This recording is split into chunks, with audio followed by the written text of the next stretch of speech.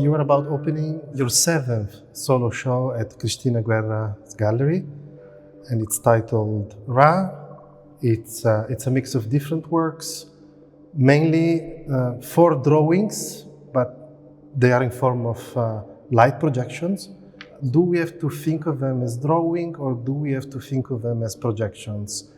For me, they are projections or drawings. That's not the important thing.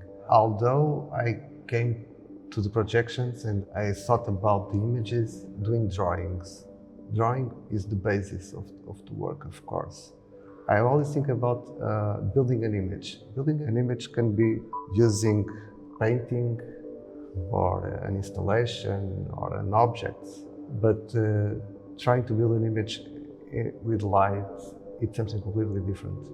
And I think the challenge that you faced in the space is that you decided not to darken the space, but to leave it as it is now, which means with the natural light coming in from the main entrance, which means that anytime as a visitor you would enter into the gallery, you would see the works in a different way.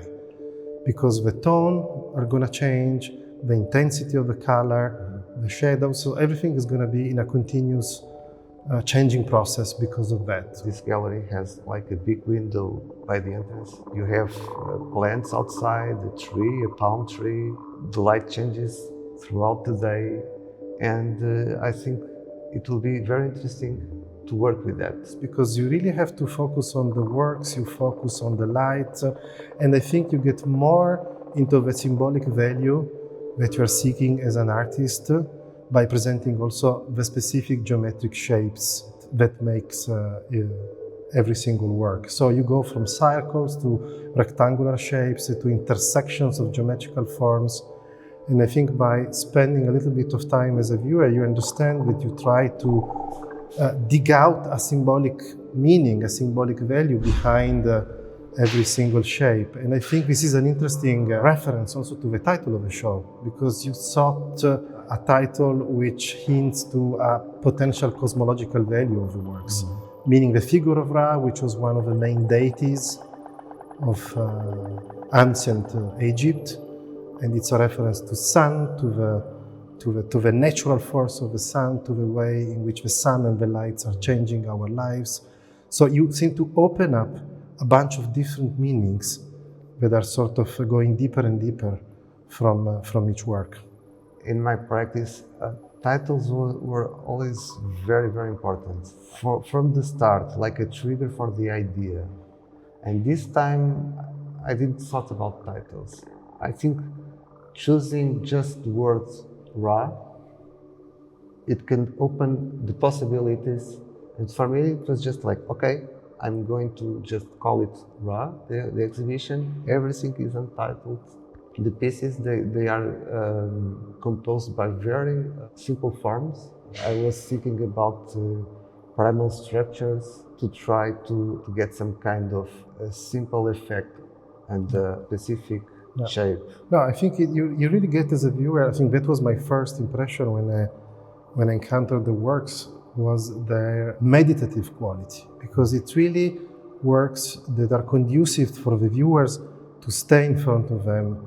And there is a bunch of questions arising from each work, because you want to know more about how is it possible to create works by using light this way, changing shapes, changing structures. My feeling is that each work embodies both an existential as well as a structural value. So you see that you've been using light as a raw medium to create works, but you also get this strong feeling of an existential value behind, but this is maybe up to you as a viewer to interpret.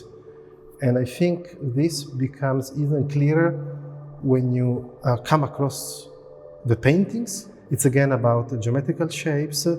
It's about a reflection upon the symbolic value of certain structures, also architectonical structures. And it's also about colors and light in the paintings as well.